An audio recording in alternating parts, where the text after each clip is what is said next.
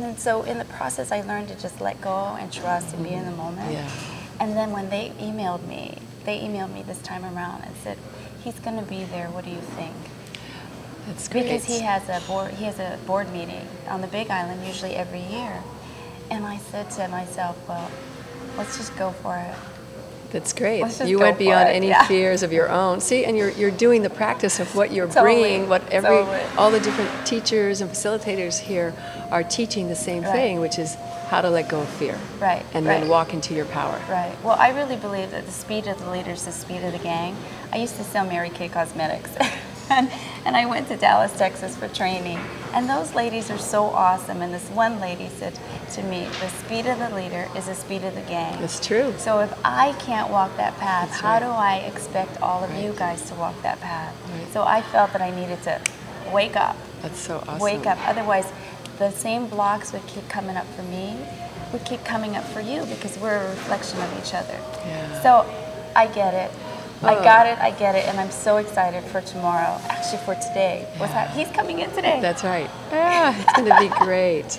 Yeah. So we only have just a moment Sure, left, but sure. is there anything that you're doing next that you want to talk to us about for a moment? You know, I can't even go there except to celebrate this. Yeah. You know, to celebrate what happened this weekend, what yesterday, today, tomorrow night, Yeah. and just to celebrate everybody, everyone's willingness to come forward and let down their guard, let their heart shine, because that's what we're all about. I mean, the truth is in our hearts. It is. And to be comfortable with that is amazing. So just continue my journey, continue the magazine, you know, be a little smarter businesswoman.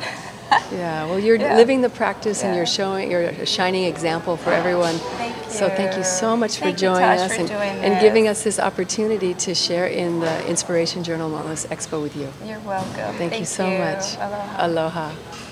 Okay, and most of you know me really well, so you know that this is about you. This is your time to shine. This is your time to bring out what you have in your heart that you've been waiting to burst out through, because nobody really understands you, yeah? Right? Nobody really understands people who work from the heart. So it's our job to start teaching people how to work from the heart. Some of you have been doing it for a long time. Thank you so much. And I'm here today because of the great work you have done years ago. Thank you. Today we have Francesco Garapoli with us, and he is a big part of the Inspiration Journal Wellness Expo. And he's going to share what his part is in Inspiration Wellness Expo today. How are you? I'm doing great. Thank you for having Good. me here today. Thank you. And I know you've been a co-sponsor for quite a while. Yes, I feel so lucky because I was part of this from the first issue of Inspiration. Because this is the birth child of Inspiration Journal, from Char's thought of having a magazine to bring the health and wellness community together. That magazine, when the first issue came out, I saw Char and I said, I've got to get involved in this, because what you're doing is pulling together a community that has been disparate and needing a sense of cohesiveness. Yes. And when did that start? Do you remember? Gosh, I think it's all five years ago, Yeah. over 5 years ago now. Yeah. Yeah. Yeah, we have a lot of healers and different practitioners on the island, and it really did pull everyone together. Yeah. And your practice, now you've been a Qigong teacher for a long time, and I know you have Wuji Productions and you work with children. How has that been involved in this? How has that helped you with this magazine as well? I think because of being such an integral part of the health and wellness community, I felt that sense that we needed to be together. And so when I have my things, like I've been sitting on the board of the middle school and trying to bring Qigong and infiltrate into a traditional system of education, I tried to bring in these kinds of thoughts into the community, into the family services that we have. Our nonprofit, Kahuna Valley, does a lot of work with the community, working to get government funds channeled to the right things for families. I've seen a lot of what you've been doing, and it's really amazing what you're doing with children. Can you tell us a little bit about that? Well, a big part of what I do with the kids is mentoring. I love the idea of mentoring, because in a mentoring world, you can say, I practice Qigong, and look at me, I use it for stress management, I use it for my health, and the kids now don't feel like they're being proselytized. They feel like, okay, let's check you out, you know? I trust you because you're vibrant and you're happy and you're healthy, and they're willing to try it. So getting 12-year-old local kids on Kauai to do Qigong exercises is, to me, it's a coup. It is. Yeah. Well, you make it fun and you make it seem like an art, like a martial art or something like that that they can really get involved in, as opposed to, okay, we have to go do exercise now. Yeah, and that's the key. And that's what my old master, when I studied on Oahu when I was 18, back in the 70s, his whole idea was, how do you get it so you don't spook the locals? Don't scare anybody. Make it fun. How do you tell the story in a way that people can hear it, in their contextual framework, in their cultural sensitivity, that kind of thing. So you work with children and then adults, people of all ages? Yeah, Kahuna Valley as a nonprofit is a fiscal agent for tons of programs. We have at least 12 major programs with hundreds of people involved that are adults who have kolohe kids or troubled kids. We get kids from teen court. And what I've been developing is how to bring in the high technology, how to bring in the Qigong, ancient technologies that happen to have Asian roots, and a lot of these people here have Asian bloodlines, so they'll be sensitive to it and understand it. And then the technology part is what I know how to do. You know, I've been involved in computer technology for a long time, so I've developed software, that's empowerment software, that tracks these kids. And the kids take surveys at school now. And I've been saying this for years, that we need to get the kids empowered. We need to get these kids involved in their own educational process. Oh, this is fascinating. It's so cool. It's so cool. And so everybody said to me, oh, Francesco, kids are never going to want to do this. Well, when we have these programs, what do the kids do? They want to jump on the computer because that's their domain. That's right. That's so the books are not their domain anymore. Right. So they hate carrying books around. That's not their world now. So we get them on computer and we ask them questions. And it's a series of questions about themselves.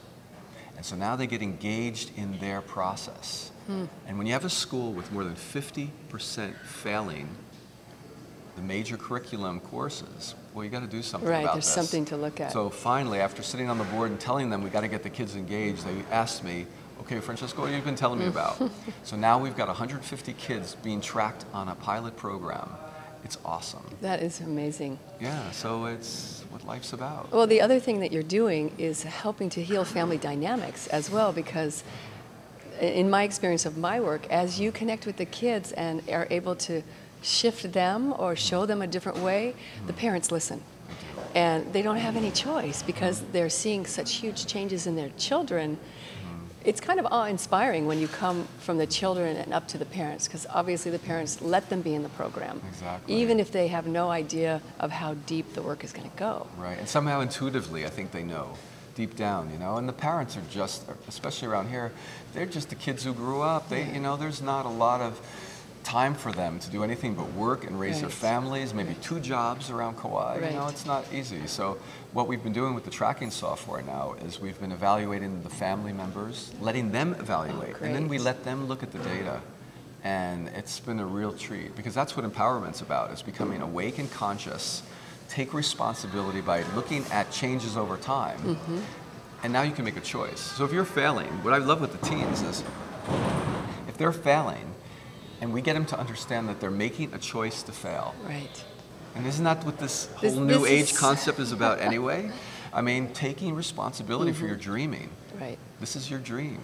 Yes, and then that goes back into the family, where they're not going to take responsibility for what someone else has done to them, even in their sibling life. Exactly. Or with their parents. It's a slow process, because we're used to having victimization mentality, right? And that's it's better to point fingers. The teacher's not doing a good job, you know, or somebody's not doing a good job, or the doctors suck, or something like that. It's time. We're entering into an age now where you can't blame anyone. Right.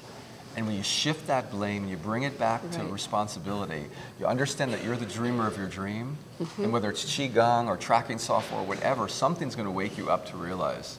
And the younger that you get the children, they're so open and they're so wanting love, because that's ultimately what it is. When you take responsibility, you see what you're doing and how you're in a state of love, or how you're not in a state of love, or you're in a state of anger or manipulation. Manipulation is probably the highest and most common thing that happens with children. Yeah. But they learned it from us. That's right. So shifting that whole model and bringing people together in a like-minded way, unifying that consciousness in a single intention, that's what Inspiration Journal's about. That's what the whole event here is about. This is what we're trying to do with the Kauai Health and Wellness Association. How do you get people of like mind focused together, bring that powerful intention to a high level of resonance, and things happen. Right. You can just sit back at that. Once you set that vibe going, right. things happen. Because people then want to participate. Yeah. So tell me a little bit about Kauai Health and Wellness. Oh, this is wonderful. I could thank Mayor Baptiste, who passed away recently, our mayor from Kauai, because he had a vision of trying to pull the health and wellness community together in an interesting way, and people didn't really know that. So we met with him. He had something called Team Health. It was not really a clear idea, but it was an idea of how do we get some people together in the health community to go into the schools to inspire kids to think about health careers. So we started with that, and then the idea was, well, you know, we've got these people together, we need to create a community around this. So we needed an association to have a single voice so we can inspire the government to put some funds in to help make it happen. So one thing led to the next. I became the chairman, Shar became the president, and we started putting together an executive council and an amazing group of members who have really been proactive to bring our community together and get a voice. And now we've got people in the traditional medical community listening, we've got people in the government listening. That's what happens when a single intentional idea moves forward. So you can really see how Kauai is a place where things begin and they spread out from there, because this is an amazing thing that's happening. Yeah. Having alternative practices, medical practices work together and be able to influence the government is kind of miraculous. But that's the key, you know, to go from a place of saying, oh, Kauai is a spiritual, beautiful, healing place, which we all know. Right. I mean, I've known since I was a kid here. Right. But to take that and say, how do I take it into action? How do I take the intention, drive it into a coherence, and really get other people who may not see that to come and understand? And that's what we're starting to see happen. And that's what the show's about. We're starting to bring the vibe up to a place to have people really understand the gift of this Aina. That's great. So it's manifesting in the third dimension, in form, and you're influencing people. It's wonderful. And you can bridge the worlds. We don't have to say, we're alternative healers, we're going to be back here. That's the old game. Right. It's time now to bring everybody up. Right. And if you can't bring everybody up, it's not going to survive. So we have to do it. And that's what we're doing here, and I hope we keep inspiring people to that level. Well, you guys are doing a great job, and I really want to thank you for all the work that you've done in creating this Inspiration Expo and the magazine and the health and wellness, and we're really grateful to have you as part of our community influencing and loving Kauai. So thank you so much. Mahalo. Mahalo.